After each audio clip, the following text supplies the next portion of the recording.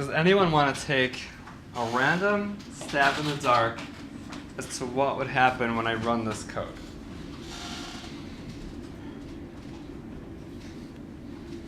It'll return a value of 1 in the terminal 10 times from the top of 1. So I'll print 1. So Shane's saying it will print 1 10 times. Let's see if he's right. Actually, let me first do that. Yeah, you're right. Well, actually, I should probably count them. But yeah, it's 10. So this, ladies and gentlemen, is something called a loop. This is really perhaps one of the things, if not the most important thing that computers are really good at, right? Computers are good at automating things, doing the same simple or even complex tasks over and over and over again. So without a loop, if I wanted to print a 1 to the terminal 10 times, I'd have to actually write P1 10 times. What if I wanted to print 1 100 times? That would take 100 lines of code, right? To print 1 100 times, all I really have to do is just change that number here from 10 to 100. And I'm going to trust that that's 100. What about 1,000? Yeah, I just, in the blink of an eye and 3 lines of code, I printed 1,000 ones, which is a completely useless thing to do. But we'll see where loops become useful. But you can see the power of loops. It's repeating some code multiple times. The syntax for a loop. So the end will look familiar to you because we concluded our if statements with ends. But we sort of have new stuff going on. And I'm actually going to not explain everything to you because I like hiding things from students until the right time. But this is the first time we encountered a period, so I'd like to point that out. There is a period. So 1,000 period times do. And I believe this is the first time we encountered the keyword do. It's a Ruby keyword, which basically is a way of saying, like, this is where things start. This is where the loop, everything beyond the do, but before the end, all that code is the stuff that I want to repeat 1,000 times.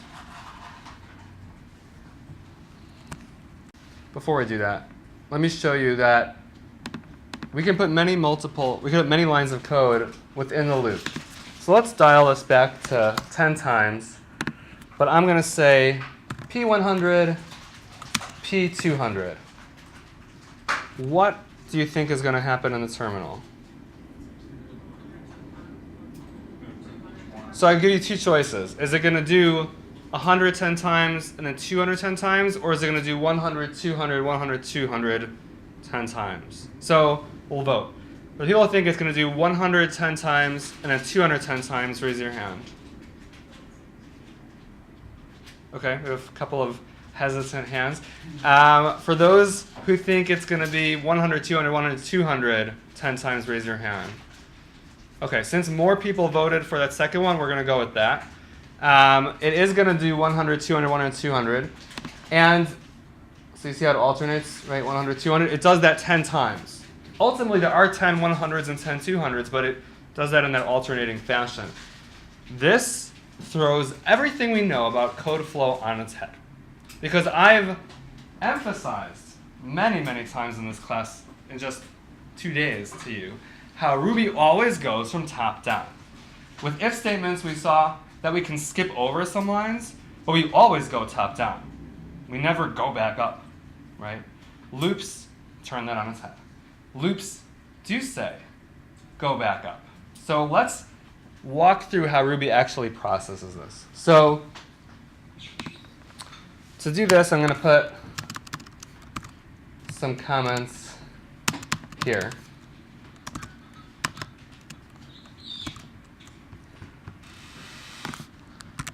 Let me just show you where I'm going.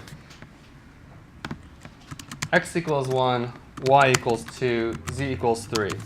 So what is the order in which Ruby processes this? It processes this one first, then this one, and then this one, right? 3 lines, one at a time. I'm going to use that same methodology to track how many times the order in which Ruby processes each of these lines of code, because it's tricky.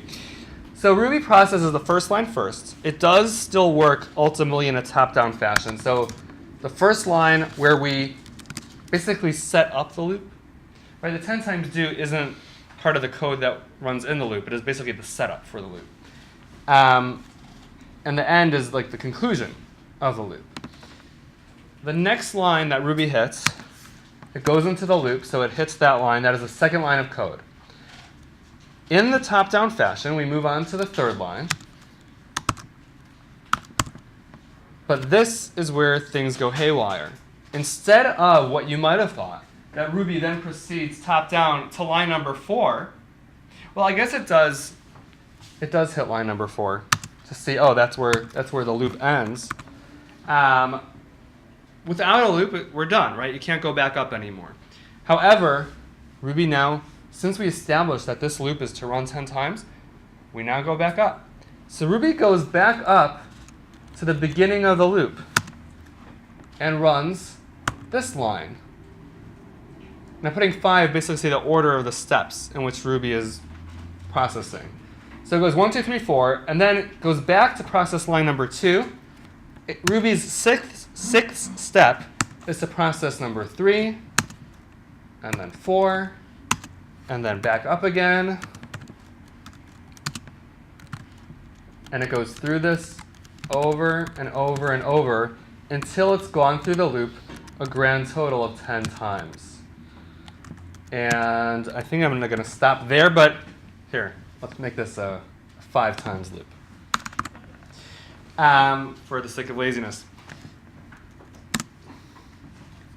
So it really does still work in a top-down fashion, but the loop says, okay, do it again, and then do it again, top-down, do it again, top-down, do it again, top-down.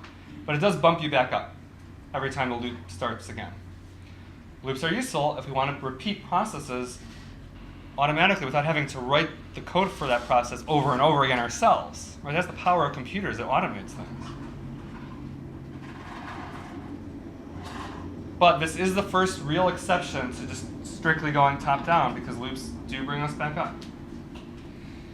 Any questions about this? Okay, so loops, just like conditionals and variables, is one of the fundamental concepts of coding. To my understanding, no, I'm not going to go there. Okay, not to my understanding. Okay, let's take a slightly more complex example.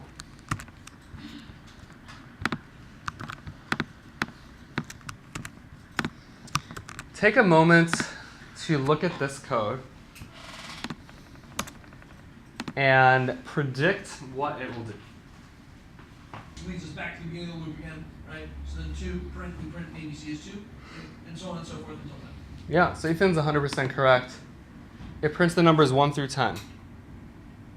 Elegantly. Yeah, so let's walk through it just the way Ethan was doing.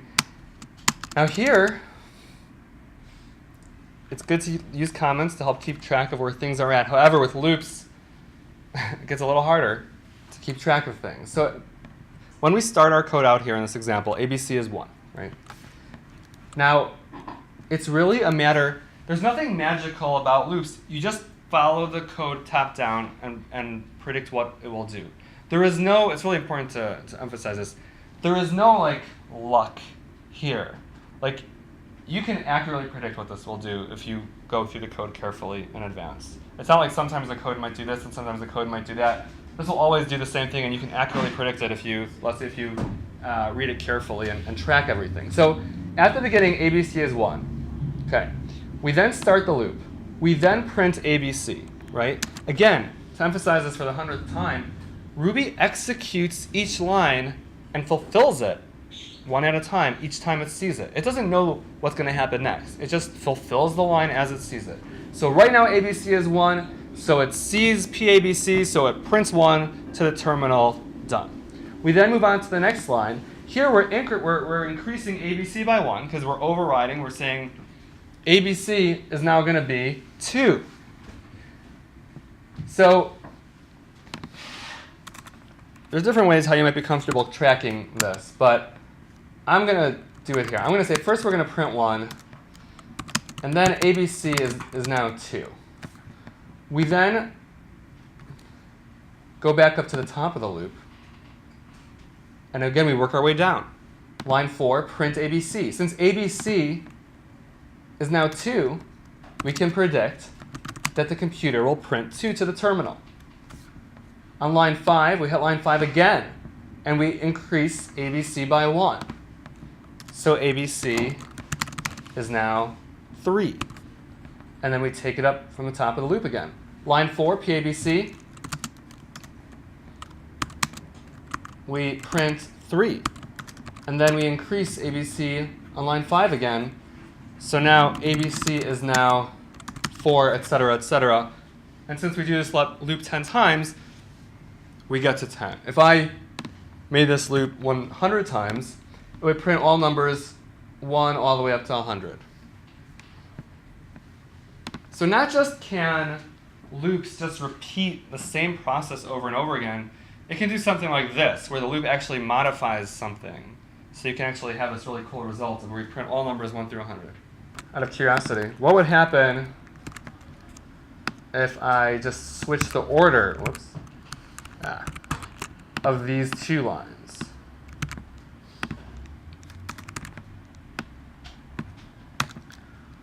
Now what will happen if I run this code? Well, let's track it. So ABC is 1, right? We start the loop. We hit line 4, right? What is ABC now? ABC is 2. So we're going to print 2. Now we hit the top again. ABC is now what? 3. And what are we going to print?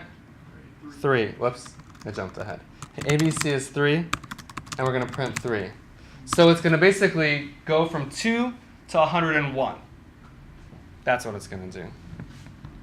Yeah, so the only lines of the program that are looped would be lines 3 through 6. Basically, the line that the do is on, and then the lines that follow from do. Well, I would say everything in between do and end. Yeah. So I wouldn't count line 3 itself, but everything after do and before end, that is what actually gets processed 100 times. But this whole construct is called a loop.